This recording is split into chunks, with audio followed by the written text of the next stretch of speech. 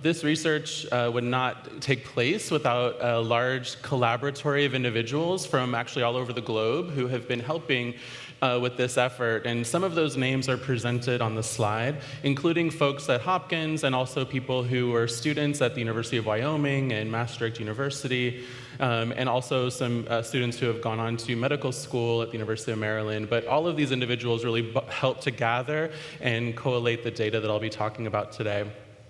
And of course, that takes place within a larger system of psychedelic research that I've been fortunate to be a part of at Johns Hopkins. And that funding for that center, and is also the funding for my postdoctoral training there, came from NIH and some other nonprofit and individual donors. So, 5-MeO-DMT. My outline for today is I'm going to talk a little bit about the very brief history of the toad medicine, and also a little bit longer history of other forms of 5-MeO-DMT. And then I'm going to describe some of the acute and enduring effects that we've been studying in some of our research. I'll follow that by some of the potential benefits that we're seeing in the data, as well as some of the potential harms that we're not only seeing in our research studies, but also in reports from individuals in the community that I think are really important to highlight. I'll end by talking a little bit about set and setting, which I know for most of you in this room is probably something you just assume is a good thing, but we actually have data now from our 5-MeO-DMT work that shows how important set and setting can be to increase positive experiences and decrease negative ones. And then I'll end by talking a little bit about harm reduction. 5-MeO-DMT, there's a lot of questioning around how long this molecule has been around. It does seem like there's pretty strong evidence that the 5-MeO-DMT in snuffs and other types of plant matter has been around for quite a while, maybe as far back as the 13 or 1400s. However, the toad medicine seems to be of a more recent onset. We saw synthesized 5-MeO-DMT in the early or mid-30s, and probably around the 60s or 70s is our best guess from any type of scientific perspective about when the first reports of the toad medicine came around. And I make this point in particular because there's also a lot of myths out there about the duration of time that the toad medicine has been around. But in terms of evidence, we don't really have evidence to support those myths. And so from the best we can tell, that's more of a recent thing. And those reports are also confirmed by some of the individuals in the indigenous cultures where these supposed myths have originated or have been assigned an origination story. And from those discussions with some of the individuals in these tribes in northern Mexico, it does seem, again, to support the statement about it being a more recent onset. But in general, I'm not just talking about the toad medicine today, I'm talking about the active molecule in toad medicine, or one of the active molecules in toad medicine, 5-MeO-DMT. So when I say 5-MeO-DMT, what I mean is synthetic 5-MeO-DMT, as well as any other variety of 5-MeO-DMT. In general, the research that I'll be presenting is among people who've had different types of experiences with this, and some of them have had toad medicine, and some of them have had synthetic. So in general, 5-MeO-DMT is a potent, fast-acting psychedelic substance. The data shows that it's similar in structure to other psychedelic tryptamines. So it has a dimethyltryptamine base of that molecule, but it is somewhat different than other tryptamines. So there's some evidence showing that it has slightly more affinity for the 5-HT1A receptor as opposed to the 2A receptor, which may be in part why it has a different acute experience than, for example, NN-DMT, that people describe those two experiences as very different. There's also a difference in terms of the onset. When it's smoked, it's a very quick onset, usually within 20 to 60 seconds. And that's very different as compared to, for example, an intramuscular route of administration that may take 3 to 5 minutes before someone starts to experience the effect. The total duration when it's smoked or vaporized is around 30 minutes, but can vary depending on the dose and probably other things like the individual and the setting to around 20 to 45 minutes. So the first step of this project really started with an epidemiological survey study. There were several people that had become interested in the topic, and we decided that the best way to figure out what was going on in the community of people who were having these experiences was to conduct a survey and better understand them. So what we started off by doing was understanding the qualitative reports of what people said their 5-MeO-DMT experience was. And you see some of those reports on the screen. So things that people were saying were that they had years of therapy in one session, again, 20 to 45 minutes, that it was profound, it was life-changing, one of the most meaningful experiences of their lives.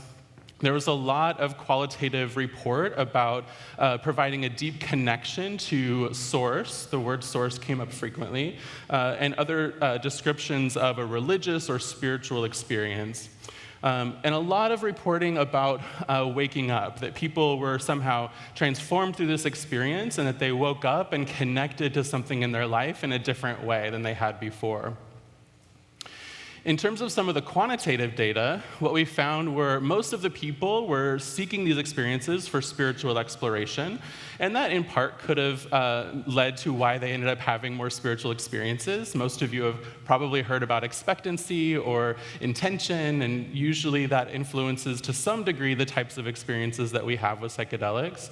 However, we also saw meaningful proportions of people seeking it for either recreation or therapeutic reasons as well. So some people were treating an addiction, or they were treating depression or anxiety with 5-MeO-DMT. And for most people, they reported that the 5-MeO-DMT experience was more intense than other psychedelics they had tried, which of course goes along with our hypothesis about the quick duration, or the quick onset, and the short duration of action. Importantly, what we found is that there were very, very few people who reported any legal, medical, or psychiatric consequences as a result of their 5-MeO-DMT experience. And this was important for us to justify to, I guess, the broader world out there who doesn't understand substances and this class of substances, that this was not something that was contributing to a lot of the typical harms that we might see with some other substances. And we felt like that was an important piece of the story. In terms of the acute effects, we do see very similar types of mystical type experiences that we've measured with other substances. So looking at the MEQ, the Mystical Experiences Questionnaire, among people who've had psilocybin or other psychedelic substances, we see pretty similar ratings for 5-MeO-DMT in the overall mystical experience, the positive mood, transcendence of time and space, as well as difficulty putting that into words.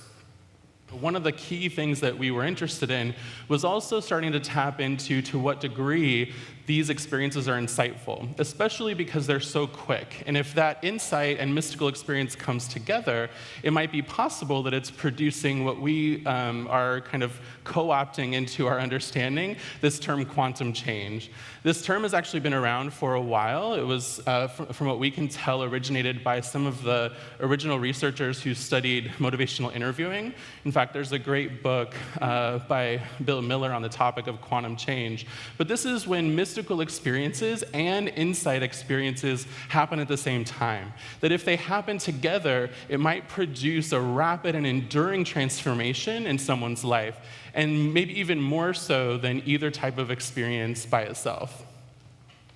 So we tested this question in a couple of different ways. The first way that we looked at this were with people who had responded to that survey study who said that they had substance use problems, because we were curious about, well, if you're having these experiences, has that been helpful for you with your substance use problem? And what we found was that out of those individuals, there was 194 of them, and this could be either alcohol or some other type of substance, that most of those people reported, almost 2/3 reported that their drug and alcohol use was improved as a result of their 5-MeO-DMT experience. And when we compared the intensity of mystical effects from those people who said that their alcohol or drug problem improved, compared that to those people who said that their alcohol or drug problem did not improve, we see that those people who had an improvement reported statistically higher mystical experiences during the 5-MeO-DMT experience. So this is cross-sectional data. It's not causal. We're not saying that this is absolutely what caused that improvement, but it's at least a signal that some of the same things we've seen in the clinical trials regarding mystical experiences also seem to be related in people's self-report of their 5-MeO-DMT experience. Then we turn to depression and anxiety, and we're really curious about digging into whether or not these experiences, and not just 5-MeO-DMT experiences, but psychedelics, classic psychedelics in general, alleviate depression or anxiety in the natural environment. And one of the ways that we did that was we took the subsample of people who said, yes, I've had depression or I've had anxiety, and then we looked at, in this very large sample, whether or not that was related to improvement. What I did for this talk today is I just pulled out of that very large study the people who reported that experience being with 5-MeO-DMT. So the overall study, we included anybody who had any psychedelic experience, but here you're just seeing those who had a 5-MeO-DMT experience. What we found in this study was that, in fact, our hypothesis about quantum change was substantiated. So we found that acute insight and mystical effects did co-occur, at least in people's self-report, that both they gained an insight during the 5-MeO-DMT experience, and that was coupled with this mystical experience. But when we modeled this statistically, we found that both of these together predicted changes in depression or anxiety in their life. Now, what's interesting here in this model, which I didn't present just for time's sake, is that we actually also included a mediator variable in this model of psychological flexibility, which I just wanted to highlight in relation to Dr. Watt's talk earlier today, that when we added psychological flexibility to mediate this relationship, the changes in psychological flexibility that occur with 5-MeO-DMT and other psychedelics completely accounts for the effect on depression and anxiety, which is something that we thought was really powerful. We then followed up with another study, which we just finished recruitment for with myself and Dr. Monica Williams at the University of Ottawa. And we looked specifically at people of color who've experienced a racial trauma. And what we were curious about was not only whether or not psychedelics used in the natural environment might be helpful for them, but specifically digging into different types of substances they may have had experiences with that led to those improvements. So again, for parsimony in this talk, I've just pulled out the people that reported a 5-MeO-DMT experience, and it's a much larger sample who've had a variety of different psychedelic experiences. So for this sample, the overall sample, and that was relative to just the people with 5-MeO-DMT experiences, they're generally younger. We had about equal proportions of Black or African. They could have been American or Canadian. That's where we conducted the study, or Asian American or Canadian. And we also had smaller groups of individuals who were from Native American or Native Canadian backgrounds. In this study, we saw something very similar. So we see that acute insight and mystical experiences co-occur to a very large degree, and that both of those experiences are contributing to a decrease in trauma symptoms after a 5-MeO-DMT experience. So these are people also who report very long histories of not only systemic and institutionalized racially traumatic experiences, but also people who have had very specific things like hate crime victimization, for example, who have been suffering with these traumatic symptoms for a very long time. So again, it's another signal to us that there might be something very powerful and therapeutic about the experiences that people are having. Now, all of that sounds really great to me as a clinical psychologist. I want to help people to alleviate their suffering. I want people to have the medicines and the treatment that they need to heal. And at the same time, I can't ignore the fact that we do see that there are some potential challenges and harms that go along with probably all psychedelics, but specifically with 5-MeO-DMT. So what did the data tell us?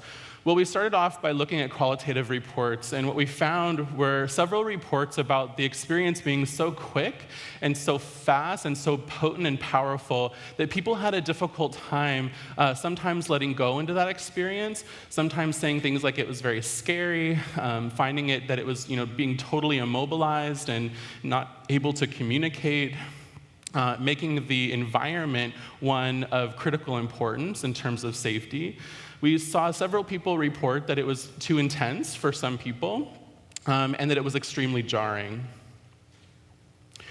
In terms of the quantitative reports, we also looked at the acute challenging effects on the Challenging Experiences questionnaire. Now, what's interesting here is I want to point out that the scale does go all the way to 5, which is extreme. 1 and 2 are in the slight to very slight range. So overall, in terms of everyone in the sample, it's overall people are reporting slight challenging experiences. So I don't want to overemphasize that these challenges are a major factor. But when we look at some of the people in this group, most people reported 0. Some of these people are reporting 4s and 5s. And for those people, the types of challenges that they're having sometimes lead to a lot of psychological distress, in part because of how intense the experience is and how very little preparation and integration experiences are happening in the natural environment. So overall, not a lot of intensity of challenging experiences, but for some of those people, very intense challenging experiences. There's also a phenomenon that has been popping up both in our research as well as in the communities of people who are having these experiences, a term called reactivation, which is similar to the terms of the 1960s and maybe even the persisted to today of the flashback. We're choosing to use the word reactivation in part because the word flashback has a lot of stigma associated with it, but this is essentially a re-experiencing of the acute effects of 5-MeO-DMT at some point in time after the acute effects have worn off. And for most people, because most people have only had one or a handful of experiences, it can happen with only using it one time. Now, what's interesting is that not everybody has reactivations. So what you see here is that only about 35% of people in our studies have reported having this type of reactivation experience, and almost all of those people report having it within 1 to 2 weeks. So it's usually pretty quick within the time of their acute experience. And probably most importantly is that most of the individuals who've had these reactivations say that it was actually a positive experience. And when we dig into this a little bit, Annie Ortiz in Wisconsin is looking at this data for her master's thesis. When we dug into this a little bit, we see that these positive experiences are often because their acute experiences were positive. So people are saying things like it was an opportunity to revisit something that was very meaningful to them and significant in their life. And so that's not necessarily a bad thing. However, there are some people who report this as a negative experience, and I'll get into that a little bit more in a minute when I pull in some other qualitative reports. Actually, I'll get into that right now on this slide. So one of the things that has been really challenging with this work is that there hadn't been a lot of research done in humans on the topic of 5-MeO-DMT before we started these studies. And it's both really exciting to be a part of it and to bring some information to the scientific community about this molecule. But one of the challenges has been getting calls and emails from people who are being dosed with 5-MeO-DMT and who are really struggling with some challenging experiences. One email came from a distressed person about their friend, and they emailed saying that the friend had had a session with someone who came into their community wanting to, provide this type of ceremony. And apparently, according to this person, the leader, the facilitator, was irresponsible, didn't provide any screening, preparation, or integration, and pretty much just left after the session was over. Their friend had been, for the following 2 weeks, in a manic episode, and was eventually hospitalized because they attempted suicide. The medical doctors, of course, had no reference point to understand psychedelic experiences or the types of things that might be going on with this person, and so they wanted to prescribe antipsychotics and keep them hospitalized. And this friend was, of course, very concerned and wanting to do what they could to help their friend. So at this point, I'm just going to ask you to think to yourself, what do you do with an email like that? I'm assuming that there's many of you in this room who are clinicians, many of you might be researchers or otherwise interested peer support folks. What do you do with an email like that? How do you balance wanting to protect people in this community and also to provide scientific evidence to help people understand something and know that that information in and of itself is going to lead to more irresponsible practitioners being out there doing irresponsible things? Not too long before that, I got a phone call from someone saying that they were concerned about their health. They said that there was a facilitator who offered to dose everyone in a big ceremony in their hometown. Again, no preparation integration. And in particular, they mentioned that there was no controlled dosing. So this person was just throwing a random amount of 5-MeO-DMT, I think in this case it was toad, into a vaporizer and just dosing everyone in an uncontrolled manner. They had anxiety immediately after because they had a complete whiteout and dissociative experience. They were filled with anxiety after, and that anxiety persisted for weeks, and they felt traumatized. They felt as though their body, their nervous system, their entire understanding of the world had been shaken to its core. They, of course, as a lot of people would think to do, went to the emergency department, and they were prescribed benzodiazepines because that's what a lot of the medical community thinks you do when someone is experiencing acute anxiety. And at the point that they contacted me, they had been on daily benzodiazepines for several months, and they were still experiencing debilitating anxiety such that they were not able to perform in their activities of daily functioning. Again, what do you do? What do you do when you know that there's people who are being harmed because of irresponsible practices? Even more gruesome, there are a lot of reports about sexual misconduct in this work. There's a lot of reports about physical abuse, other types of neglect of participants in these types of sessions, as well as even some allegations of death that has occurred as a result of inappropriate facilitation of these sessions. So I can't underscore the importance that even if overall scientifically we're seeing that people are in generally, they're pretty safe, they're having positive experiences, there's a lot of really negative, challenging things that are going on. And I think it behooves all of us in this community to think about the ethics that we all are engaged in around making sure that people are protected and have the information they need to be safe. Which brings me to the context of the experience. So, what do people do to be safe with 5-MeO-DMT? We set out to look at this by comparing the group of people who've used 5-MeO-DMT in a variety of settings around the world, things like in their own homes or in friends' homes or festivals, parties, those kinds of places, or other types of ceremony places, to a group of people in the United States that we were able to survey because they've all had 5-MeO-DMT in the same controlled way. They've all had similar doses, similar substance, similar setting parameters. And so we decided to look at whether or not the features of that controlled setting influence the types of positive or negative experiences that people had. And of course, of course I say we found it because it made sense to us that we would, but what we found was that it was true. So the people in the controlled setting who had the right kinds of preparation, the right types of session facilitation, the right types of dosing, and the right types of integration reported a significantly higher intensity of mystical experiences across all of the mystical experience questionnaire subscales. And almost in every domain, they also experienced less challenging experiences during the psychedelic experience. So what were some of those things that they were doing? We looked at a variety of different, what we're calling harm reduction or benefit enhancement strategies that people reported engaging in with 5-MeO-DMT.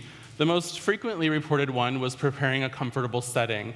So having a safe space, a place with no distractions, obtaining the substance from a trusted source, intentions, a lot of things that I think have become colloquial in the psychedelic community, but where there hasn't really been, as of yet, a lot of scientific research digging in to see if it's really helpful. And so when we did that, when we compare people who used those strategies to those people who didn't use those strategies, we see a similar picture emerge. So with almost every one of these strategies, the people that used them reported statistically higher mystical experiences during their 5-MeO-DMT experience. And also, in particular, for having music, having a guide, and having a trusted source of 5-MeO-DMT, they reported significantly less challenging experiences when they engaged in those behaviors. So where does this leave us? So although this has all been self-report survey data at this point and observational, we do, I think, have enough of a signal to point to some important pieces of this story of 5-MeO-DMT. We also know that for most people who are having these experiences, they report them as being one of the single most or top 5 psychologically insightful and spiritually significant experiences of their entire life. And not only do we see that, but we see that the combination of insight and mystical experience seems to be contributing to the overall picture of mental health and substance use benefit. And so it points to the possibility that there might be a transdiagnostic mechanism of action, and I know that that's been reported in a lot of different ways across a lot of different psychedelics, and I think the same thing could be true with 5-MeO-DMT. But an important piece of this story will be to start conducting clinical trials using 5-MeO-DMT in order to disentangle some of this picture in a controlled laboratory setting. Also, I want to make sure and point out that there is a lot of talk about the toad medicine, and there's a lot of discussion around whether a biological substance or a substance from nature is better or worse than one that's synthetic. I don't have time to get into that argument now, although I have data to show that it's equivalent, it doesn't matter. But on this, separate from that, I will just say that there is some anecdotal reports from the Sonoran Desert that there are dwindling toad populations as a likely result of people coming down to that region and taking the toads, harvesting the toads. There could be a lot of other reasons that go into that, but I would just really encourage people to consider thinking about what impact exploiting the toads for this venom is having on their populations. And I'll leave that there for the time being. So as Dr. Holland mentioned, I also run a nonprofit, and I just wanted to point out some of our amazing students that we've given grants to over the last 2 years. These individuals are studying everything from fields in clinical psychology to medical and cultural anthropology. We have people who are studying ayahuasca, and one of our recent grantees is studying the influence of dancing and singing in ayahuasca ceremony among women. A lot of really great things that these students are doing. So if you yourself or if you know of people who are interested, our next grant cycle for students will be next summer. So please let people know so that they can apply and we can hopefully help them out. And with my last minute I think I have available, I just wanted to raise some questions that I think everybody in this room, everybody in this space in general, should be thinking about as it relates to psychedelics. These are questions that were presented to me by Dr. Alicia Danforth a couple of years ago, a mentor of mine, and I just can't tell you how much these things come up to me on a daily basis in this work. In particular, feeling that there is some duty that we have to psychedelic community, that we have a duty and a responsibility in the positions that we have, either as researchers, clinicians, peer support workers, advocates, in whatever way that you're interested in this field, there are things that we have a duty and a responsibility for this community. And thinking about how you'll enact that duty, I think, is a really important feature of the honor that we all get to be a part of it. I also would encourage everyone to consider the ways in which you will be presented with a range of ethical dilemmas in whatever ways that you're connected to this, and thinking through how do you respond, how do you find the types of people that will support you as you really navigate the challenges that come up. And with that, I'll end. Thank you.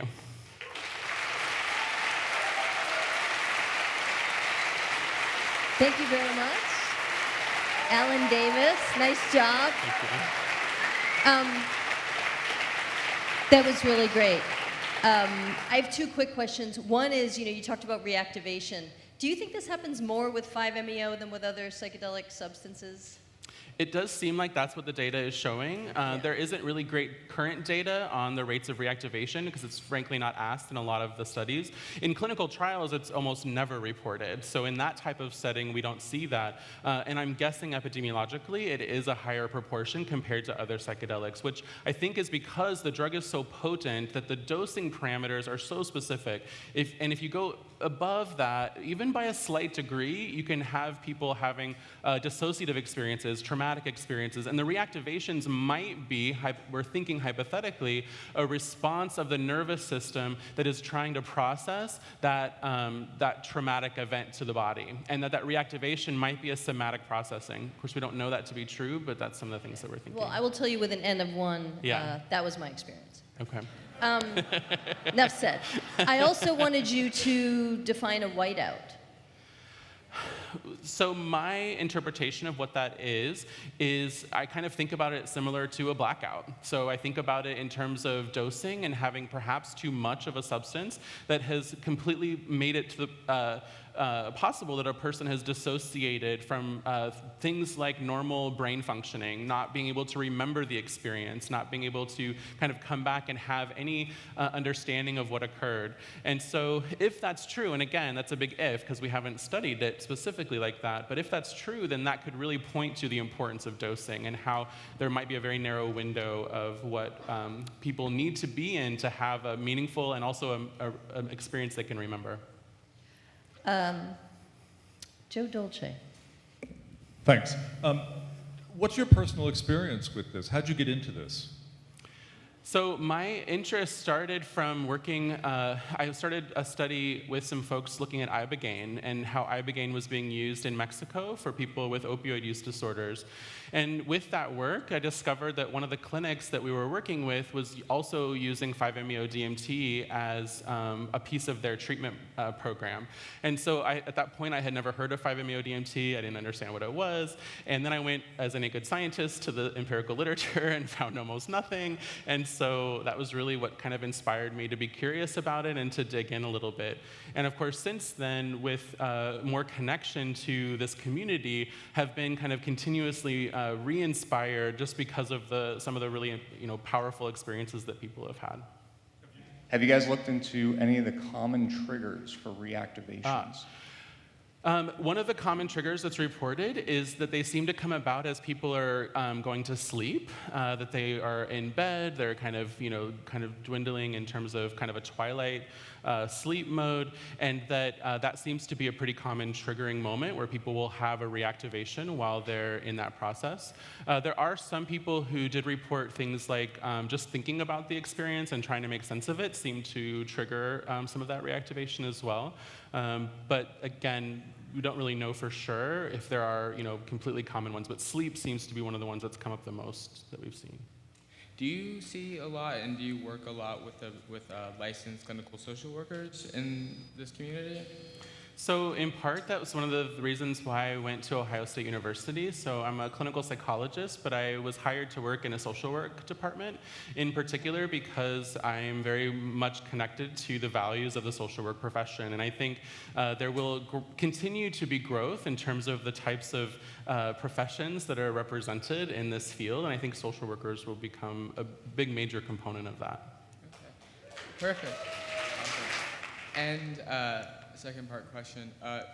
In the thick of a psychedelic trip that you may be guiding, what do you do when someone starts deregulating or starts having a challenging trip and starts decompensating?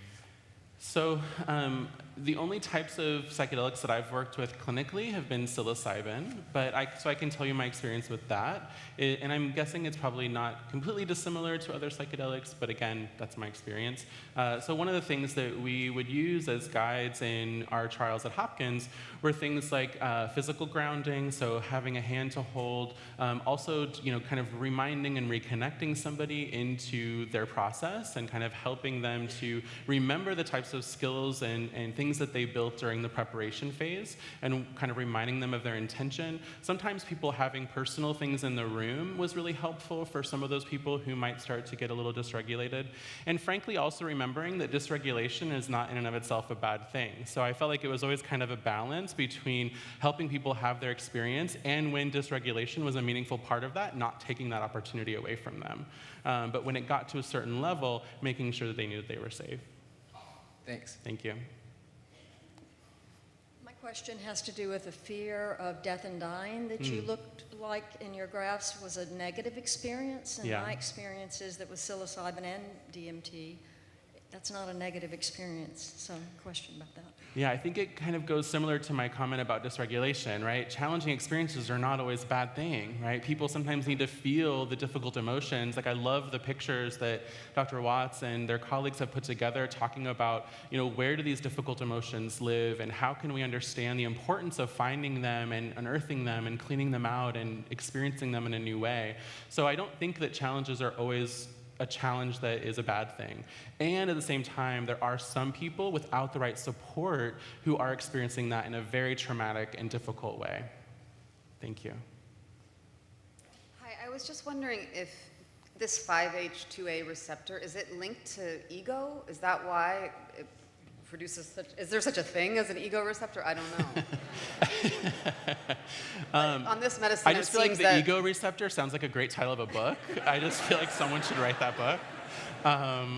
The ego receptor. I think it's a piece of the puzzle, right? I don't think it's the end-all, be-all, because what we see with psychedelics is actually most of what's been looked at is that receptor, but we're starting to see other receptor activity, for example, with the sigma-1 receptor, which might be tied to things like inflammation processes, and with 5-MeO-DMT, a whole cascade of experiences that are affecting multiple different types of receptors. And I think it's the kind of grouping of the entire experience at all of these different sites that might be contributing to something like ego loss. And I think that's kind of shown in things like related to the default mode network, how there might be different systems in the brain that are responsible for kind of maintaining that present-centered I-ness of our daily life. And just to follow up, it seems like with this medicine, it's more prevalent than with others. Is that anecdotally what you're finding, or? Whether 5-MeO-DMT is prevalent? Whether ego death is the result of taking the I medicine. think because of the powerful nature and the potency of the substance, it does seem like most people are either getting to that state or blasting past it. Yeah. Thank you. So MAPS has a very specific protocol on pre-care and then aftercare for psilocybin or LSD or anything else. Should that type of pre-work and after-work be applied to 5-MeO because it's such an underground, medicine that oftentimes that pre-work and after-work isn't done? And is there data that shows that after-work integration, what impact that has on, the positive versus the negative impacts of the experience? I feel very strongly, but it's my bias as a clinician, I feel very strongly in the importance of preparation and integration. I think that that's where the rubber meets the road in terms of making meaning and also seeing the behavioral effects and mood effects and all the other positive effects of these experiences. But in whatever way that takes place, I'm a proponent of, whether that's with peer support or other types of personal work to accomplish those ends, or with professional clinical support. So something like the things that MAPS has put together, whether it's formally in their clinical protocols or also in their Zendo materials, I think could absolutely be adapted or used for people having these types of experiences. Certainly anything is better than nothing, and that may be the thing that's also the best. I don't know. And just one other question. Reactivations. You only looked at the first 1 or 2 weeks afterwards. Have you seen people have reactivations for months or even years after? So that was when most people reported that it happened, and also most people only reported 1 or maybe 2 reactivations, but some people did report them 3, 6, 12 months later after their acute experience had ended. Thank you. Thank you. In your study, you talked about people who had good experiences and bad. Did you have any or many people report that it just didn't have any effect on them? Not in the studies, but I have heard people report those things. Usually, though, it's described in a way of they didn't have an experience, but it was kind of similar to like, well, maybe they had too big of a dose, and so they didn't have any memories of the experience because that piece of their cognition was not kind of recording the experience. So I don't know if it's the case that they didn't have experiences or if they just don't have any memory of the experience, because I don't know how we would tell the difference between those two things. I definitely had no experience, and so Yeah. I just wondered if there were like hypotheses to why a person Yeah. would have no experience. I don't know. Interesting. Curious. Okay. But we have had people, like one of the things that was most fascinating to me with the psilocybin work was that there were several times where people didn't have any experience with very high doses of psilocybin. So what was it about that individual? One of the hypotheses I had about that was maybe the depression, that was in a depression study, maybe the depression had been so chronic and debilitating that there was just some differences in the way that psilocybin was interacting with their receptors that maybe was inhibiting some type of effect. And maybe that same thing could be true for 5-MeO-DMT. I don't know, but yeah, just my Thanks. thoughts. Thank you. Thank you, everyone. Thank you very much.